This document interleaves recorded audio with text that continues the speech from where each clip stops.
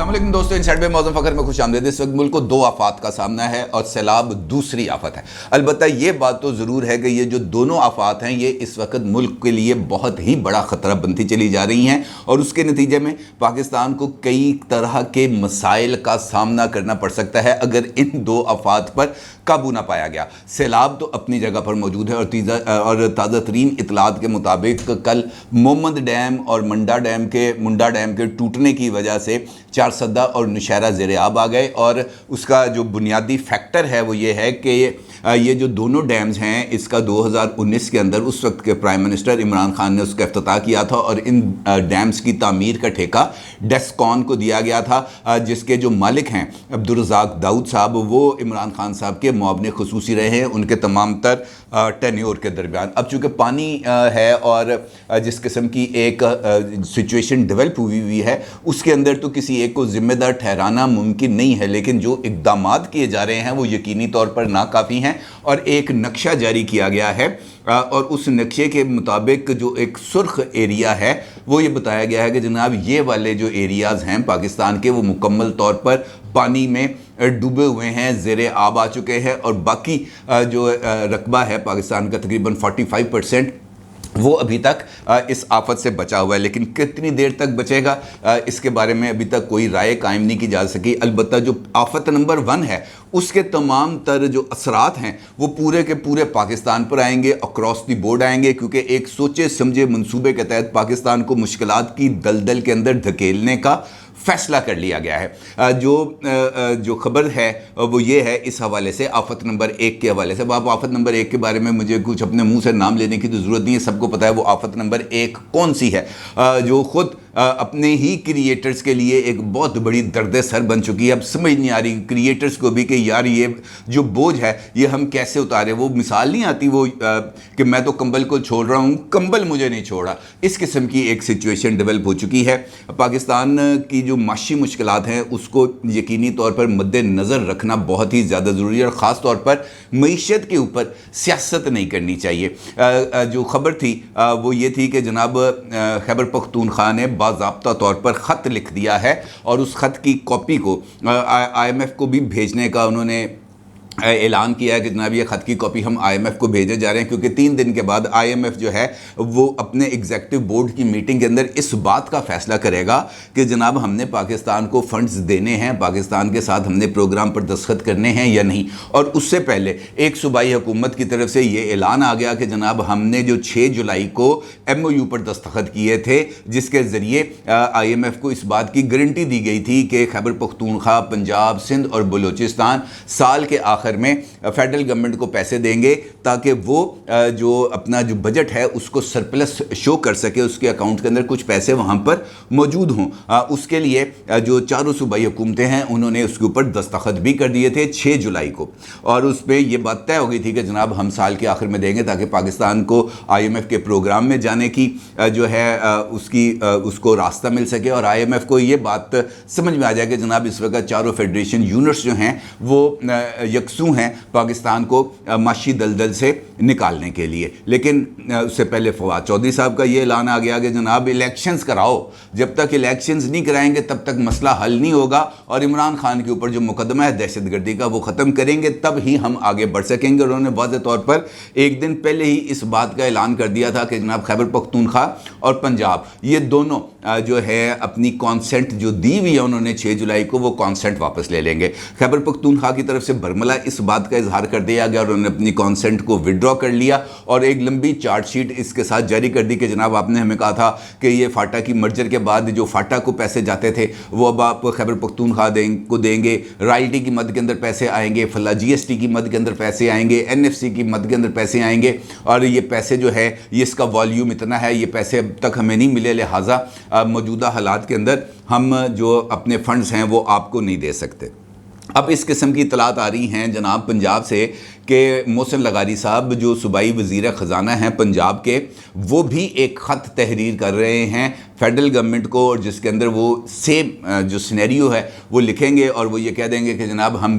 نے بھی جو 6 جولائی کو آپ کے ساتھ ایک MOU سائن کیا تھا، اپنی کانسنٹ دی تھی، ہم وہ اس کانسنٹ کو ودرا کر رہے ہیں۔ اب اس کے نتیجے میں کیا ہوگا؟ اگر IMF نے یہ جو دونوں خطوط ہیں دونوں صوبائی حکومتوں کے، اگر اس کا ایک کاپی ان تک پہنچ جاتی ہے اور وہ یہ کہتے ہیں کہ جناب آپ کے ساتھ تو جو شرائط تھیں اس کے اندر ایک شرط یہ بھی تھی کہ یہ صوبائی حکومتیں پیسے دیں گے، اب چونکہ آپ نے ان شرائط پر عمل درآمد نہیں کیا، لہٰذا ہم آپ کو جو پروگرام ہے وہ سائن نہیں کریں گے۔ اگر وہ پروگرام سائن نہیں کریں گے تو کیا ہوگا؟ یہ ایک امپورٹنٹ کویسچن ہے۔ وہ پروگرام سائن نہیں کریں گے تو پاکستان کے ڈیفالٹ ہونے کا خطرات بڑھ جائیں گے۔ خطرات کیوں بڑھیں گے؟ خطرات اس وجہ سے بڑھیں گے کہ وہ تمام ممالک جنہوں نے پاکستان کو سیکیورٹی کے ڈپازٹ کے طور پر پیسے دیے ہوئے ہیں، جس میں سے سعودی عربیہ ہے، جس میں چائنا ہے، جس میں UAE ہے، یہ تمام ممالک کہیں گے کہ جناب آپ IMF کے پروگرام میں نہیں گئے، لہٰذا 72 گھنٹے کے اندر یہ جو پیسے ہم نے آپ کے اسٹیٹ بینک کے اکاؤنٹ میں رکھے ہوئے ہیں تاکہ اپنے فارن کرنسی ریزروز کو مینٹین کر سکیں، یہ پیسے آپ ہمیں واپس دے دیں۔ جس لمحے یہ پیسے واپس چلے گئے اسٹیٹ بینک کے اکاؤنٹ سے، سعودی عرب چلے گئے اسٹیٹ بینک کے اکاؤنٹ سے، چائنا چلے گئے اسٹیٹ بینک کے اکاؤنٹ سے، UAE چلے گئے، تو پاکستان کے پاس اپنے روزمرہ کے معاملات کو چلانے کے لیے، ایون LCs کو کھلانے کے لیے پیسے نہیں بچیں گے، اور اس کا الٹیمیٹ نتیجہ یہ ہوگا کہ ہم ڈیفالٹ کر جائیں گے۔ ڈیفالٹ کرنے کا مطلب یہ ہوگا کہ پوری دنیا ہمارے ساتھ کاروبار نہیں کرے گی، ہمارے جو معاملات ہیں، ہمارے جو اکاؤنٹس ہیں ان کو منجمد کر لیا جائے گا، ہمارے جو بیرون ملک ایسٹس ہیں ان کو ضبط کر لیا جائے گا، IMF اپنے پیسے وصول کرے گی، اور جس ملک نے جو پیسے وصول کرنے ہیں وہ ان تمام چیزوں کے ذریعے اپنے جو پیسے ہیں وہ وصول کر لیں گے۔ لیکن نقصان کس کا ہوگا؟ نقصان یقینی طور پر پاکستان کا ہوگا، اور عمران خان صاحب اور ان کی جماعت جو اقتدار میں آنے کا خواب دیکھ رہے ہیں، وہ تمام کے خواب جو ہیں وہ دھرے کے دھرے رہ جائیں گے، کیونکہ ایک ڈیفالٹڈ ملک جہاں پر لوگوں کو کھانے پینے کی اس وقت جو سچویشن موجود ہے، جو جس طرح میں نے آپ کو نقشہ دکھایا، وہ جو سرخ والا خطہ ہے وہ سارے کا سارا پانی میں ہے۔ اس کا مطلب یہ ہے کہ وہاں پر لوگوں کو نہ اس وقت خوراک دستیاب ہے، نہ ان کو پانی دستیاب ہے، نہ ان کو ادویات دستیاب ہیں، اور نہ ہی ان کو کسی قسم کی کوئی میڈیکل فیسلٹیز دستیاب ہیں، اور وہاں پر ان کے ساتھ ساتھ ان کے جو مکانات ہیں وہ منہدم ہو گئے، ان کے جو جانور ہیں وہ بہہ گئے، انسانی جانوں کا ضیاع اس سے بالکل الگ ہے۔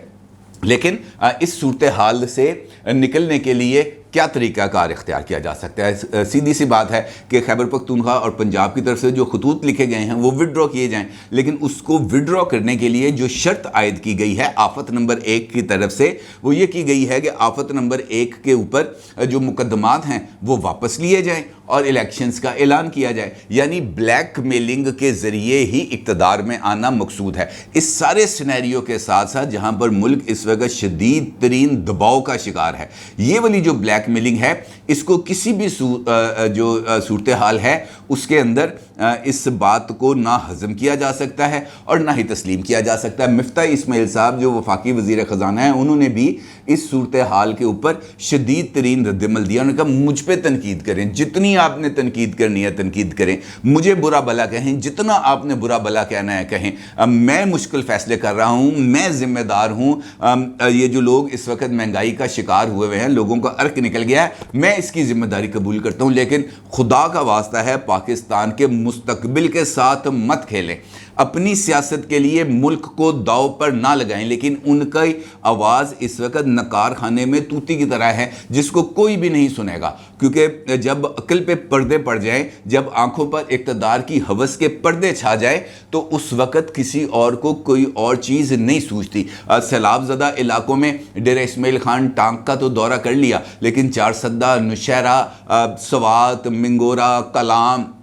سندھ، پنجاب، یہاں کی کسی کو فکر ہی نہیں ہے، کوئی دیکھنے کے لیے مادہ ہی نہیں ہے کہ یار یہاں پر ہم نے جا کے ان لوگوں کی بھی اشک شوئی کرنی ہے، ان کو بھی مصیبتوں سے نکالنا ہے۔ اس بات کی پرواہ نہیں، پرواہ ہے تو صرف اور صرف یہ کہ مجھے اقتدار میں کیسے آنا ہے، اور مجھے اقتدار میں آنے کے لیے کس کس کو کس کس طرح بلیک میل کرنا ہے، किस किस तरीके से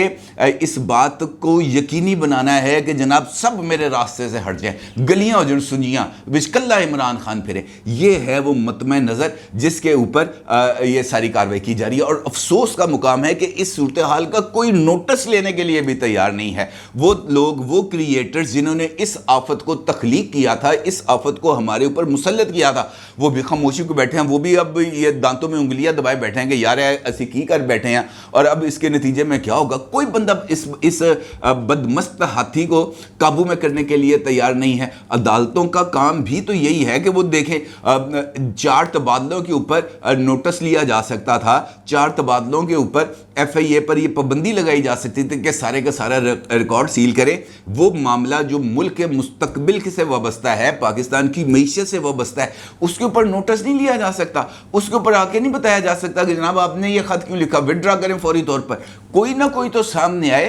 कोई ना कोई तो इदारा सामने आए, कोई ना कोई तो आके यार नकेल डाले इस बदमस्त हाथी को कि भाई बस कर दे, तेरी मेहरबानी है, तूने मुल्क को कहां पे लेके जाना है। लेकिन नहीं, हर एक बंदा अपनी अपनी धुन में मगन है, हर एक बंदे को इस बात की परवाह नहीं है। वो तमाम लोग, सबको इस बात का अंदाजा है। हुकूमत भी कोशिशें करती रही है IMF के साथ प्रोग्राम करने की, और खुद chief of army staff general Qamar Javed Bajwa साहब ने अमेरिका को में फ़ोन करके उनसे ये रिक्वेस्ट की कि जनाब हमारा जो IMF के साथ प्रोग्राम है इसको ज़रा आप स्पीड अप कराएं, ये बात को यकीनी बनाएं कि IMF हमारे साथ आए। हमारी जो मीशत है वो इस वक्त ये बोझ उठाने के काबिल नहीं है। कतर हो, सऊदी अरेबिया हो, चाइना हो, वहाँ पर खुद chief of army staff general Qamar Javed Bajwa साहब ने राब्ते करके पाकिस्तान के लिए कुछ सहूलतें हासिल करने की कोशिश की है, और उसके अंदर उनको कामयाबी भी हुई है, जिसके नतीजे में $1 अरब की सरमायाकारी करने का सऊदी अरब ने ऐलान किया, $3 अरब की सरमायाकारी करने का कतर ने ऐलान किया, और चाइना की तरफ से भी $2 बिलियन का ये जो है कर्ज, इसकी मुद्दत के अंदर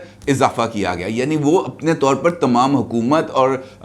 जो चीफ ऑफ आर्मी स्टाफ हैं वो ये कोशिश कर रहे हैं, लेकिन ये बात पसंद नहीं आ रही। वो नहीं जनाब, मैंने इक़्तिदार में आना है, इलेक्शन करो। भाई आधा मुल्क इस वक्त डूबा हुआ है सैलाब के अंदर, आधे से ज़्यादा मुल्क डूबा हुआ है सैलाब के अंदर, और आपको इक़्तिदार में आने के लिए इलेक्शंस कराने की पड़ी है। क्या ये जो पानी है ये एकदम यूँ चुटकी बजाते निकल जाएगा? वो तमाम लोग जिनके घर बह गए हैं ये चुटकी बजाते ठीक हो जाएंगे? सिर्फ बलूचिस्तान के अंदर 32 डैम टूटे हैं, ये चुटकी बजाते हुए डैम बन जाएंगे? ये जो इंफ्रास्ट्रक्चर टूटा है, पुल बह गए हैं, ये सड़कें तबाह हो गई हैं, बिजली और गैस का सारा निज़ाम दरम बरम हो गया, ये चुटकी बजाते ठीक हो जाएगा? इसके लिए किसी किस्म के पैसों की ज़रूरत नहीं है, इसके लिए किसी तरह के फंड्स की ज़रूरत नहीं है, इसके लिए कोई जॉइंट एफर्ट्स करने की ज़रूरत नहीं है।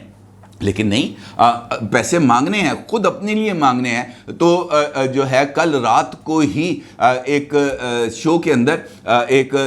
जो US के अंदर उन्होंने फंड रेजिंग कैंपेन की है इमरान खान साहब ने, वहाँ पे उन्होंने अपने लिए पैसे मांगे हैं कि जनाब हमने पाकिस्तान तरीके इंसाफ को चंदा दें, हमने यहाँ पर अपनी पॉलिटिकल एक्टिविटीज़ करनी, हमें फंड रेजिंग की है कल। लेकिन सैलाब ज़दगान के लिए एक लफ्ज़ नहीं निकाला। उन्होंने ये ज़रूर कहा कि PTI को पैसे दें, ये नहीं कहा कि जनाब पाकिस्तान इस वक्त शदीद तरीन बहरान का शिकार है, यहाँ पे एक बहुत संगीन किस्म का इंसानी अलमिया जन्म ले रहा है। इन लोगों की भी आप मदद करें, ओवरसीज पाकिस्तानी छोड़ें इस वक्त PTI को, छोड़ें बाकी चीज़ें, सैलाब ज़दगान के लिए मदद करें। उस हवाले से सवाल हो तो कहते हैं कि मैंने अभी तक सोचा नहीं है, मेरे ज़हन में अभी तक कोई मंसूबा नहीं है कि ये जो पैसे आएंगे, ये अगर मैं फंड रेजिंग करता हूँ तो ये पैसे आएंगे तो ये मैं कैसे खर्च करूँगा, मेरे ज़हन में अभी तक इस हवाले से कोई मंसूबा नहीं है। PTI के लिए फंड रेजिंग करने के लिए मंसूबा है, सैलाब ज़दगान के लिए फंड रेजिंग करने का कोई मंसूबा नहीं है। भाई आपकी हुकूमतें हैं 2 सूबों में, आप ये कह सकते हैं कि जनाब फंड रेजिंग करें, इन सूबाई हुकूमतों को पैसे दें, लेकिन वो पैसे चूँकि खुद लेने हैं और ख़ुद उनको खर्च करना है, लिहाजा ये नहीं कहा कि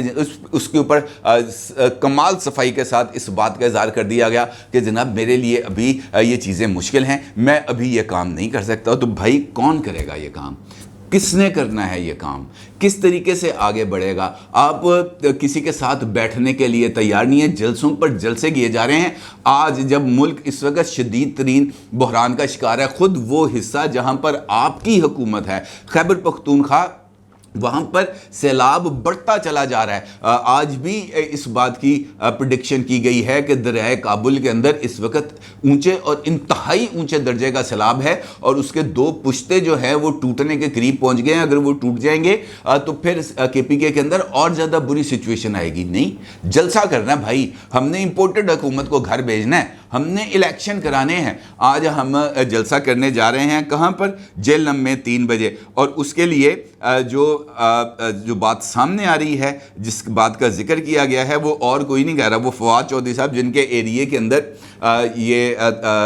جلسہ کیا جا رہا ہے، وہ خود اپنی ایک ٹویٹ کے اندر اس بات کا ذکر کرتے ہیں، کل سے بہت سے برساتی تجزیہ نگار سیلاب کے موقع پر سیاست نہ کرنے کے بھاشن دے رہے ہیں۔ ادھر اسلام آباد پولیس نے اعلیٰ حکام کو خط لکھا ہے کہ شہباز گل کے خلاف مقدمے میں اسے تحریک انصاف کے چیئرمین کے بنی گالہ کی رہائش گاہ کی تلاشی لینے کے لیے سرچ وارنٹ جاری کرنے کی اجازت دی جائے۔ ایک جانب آپ ہمیں یہ بھاشن دے رہے ہیں کہ سیاست نہ کریں، اور خود آپ عمران خان کے گھر پر چھاپہ مارنے کی اجازت طلب کر رہے ہیں۔ اس کا مطلب یہ ہے، شہباز گل صاحب یہ کہہ رہے ہیں کہ جب تک عمران خان صاحب کو بالکل کلین چٹ نہیں دی جائے گی، اس وقت تک یہ جو سیلاب آئے، چاہے زلزلہ آئے، چاہے آسمان گر جائے، چاہے زمین پھٹ جائے، جلسے جاری رہیں گے۔ سیاست کے اوپر کوئی کمپرومائز نہیں ہے، سیاست بالکل بن جائے گی، اور اس کے اوپر ہم مکمل طور پہ اپنے اس مشن کو آگے بڑھائیں گے۔ ہم اس مشن پہ کسی بھی طریقے سے کمپرومائز کرنے کے لیے تیار نہیں ہیں۔ تو یار یہ تمام لوگوں کو اس وقت اس بات پر سوچنا چاہیے، تمام لوگوں کو، کہ ہم کس المیے کا شکار ہیں۔ یہ جو 2 آفات آئی ہوئی ہیں، اس میں سے ایک تو ٹھیک ہو جائے گی، آج نہیں کل نہیں پرسوں، مہینے بعد 2 مہینے بعد پانی اتر جائے گا، 2 مہینے بعد 3 مہینے بعد یہ لوگ اپنے اپنے گھروں کو واپس چلے جائیں گے، پھر مٹی گارا جمع کریں گے، اپنی گھروں کی دیواریں جو ہے وہ کھڑی کریں گے، اس کے اوپر کوئی ترپال ڈال لیں گے، کچھ چھت ڈال کے رہنا شروع کر دیں گے۔ آہستہ آہستہ کچھ عرصے بعد یہ اپنی روٹین کی زندگی میں واپس آ جائیں گے، پاکستان کے عوام کی مدد سے، انٹرنیشنل ڈونرز کی مدد سے، حکومتوں کی مدد سے، چاہے وہ کے پی کی ہے، چاہے وہ پنجاب ہے، چاہے وہ سندھ ہے، چاہے وہ وفاق ہے، روٹین پہ آ جائیں گے۔ لیکن یہ جو آفت نمبر 1 ہے، اس کو کون لے کے آئے گا کینڈے میں؟ یہ آفت نمبر 1 کو کون کرے گا؟ نہ عدالتیں ان کے خلاف کارروائی کرنے کے لیے تیار ہیں، نہ انتظامیہ ان کے خلاف کوئی ایکشن لینے کے لیے تیار ہے، نہ اسٹیبلشمنٹ اور طاقتور ادارے اس بارے میں کچھ سوچنے کے لیے روادار ہیں کہ یار اس کو اب کیسے قابو میں کرنا ہے۔ یہ بدمست ہاتھی ہے، یہ گھس گیا فصلوں میں، اب اس نے اجاڑا پھیرنا ہے۔ کوئی اس بارے میں سوچنے کے لیے تیار نہیں ہے، کوئی اس بدمست ہاتھی کو روکنے کی ہمت نہیں کر پا رہا، اور اس کا نتیجہ یہ نکل رہا ہے کہ آفت نمبر 2 تو قابو میں آ جائے گی، آفت نمبر 1 جو تباہی پھیر رہا ہے، جس طریقے سے پاکستان کے مستقبل کے ساتھ کھیل رہا ہے، جس طریقے سے آئی ایم ایف کے ساتھ جاری پروگرام کو سبوتاج کرنے کی کوشش کر رہا ہے، جس کی بنیاد آئی ایم ایف کے ساتھ پروگرام کو، معاہدے کو خراب کرنے کی بنیاد کس نے رکھی تھی؟ عمران خان صاحب نے رکھی تھی۔ وہ نہ یک طرفہ طور پر اعلان کرتے پیٹرول پر سبسڈی کم کرنے کی، بجلی پر سبسڈی کم کرنے کی، پروگرام سے باہر نہ نکلتے، تو یہ دن ہمیں نہ دیکھنا پڑتے۔ آئی ایم ایف اسی پروگرام کے ذریعے آگے چلتا رہتا، اس کے ساتھ ری نیگوشیٹ کرنے کی نوبت نہ آتی، لیکن خود عمران خان صاحب نے وائلیشن کی۔ اب خود یہ چاہ رہے ہیں کہ جناب یہ پروگرام نہ ملے تاکہ حکومت کو گھٹنے ٹیکنے پر مجبور کیا جائے، اور اس کے نتیجے میں ان کے لیے کسی نہ کسی طریقے سے اقتدار کی راہ ہموار ہو سکے۔ اس کے علاوہ اس کا اور کوئی مطلب میری نظر میں نہیں ہے، اور میرے نزدیک اس سے بڑی جو دشمنی ہے پاکستان کے ساتھ وہ اور کوئی نہیں کر سکتا۔ یقینی طور پر آج پاکستان کے دشمنوں کے سینے میں ٹھنڈ پڑی ہوگی کہ یار واقعتاً کوئی پاکستان کے اندر کوئی بندہ تھا جس نے اس طریقے سے چیلنج کیا اور اپنے ہاتھوں سے اپنے ہی گھر کو گرانے کی بنیاد رکھی۔ اپنی رائے کا ضرور اظہار کیجیے گا۔ آپ کا بہت شکریہ۔ اللہ حافظ۔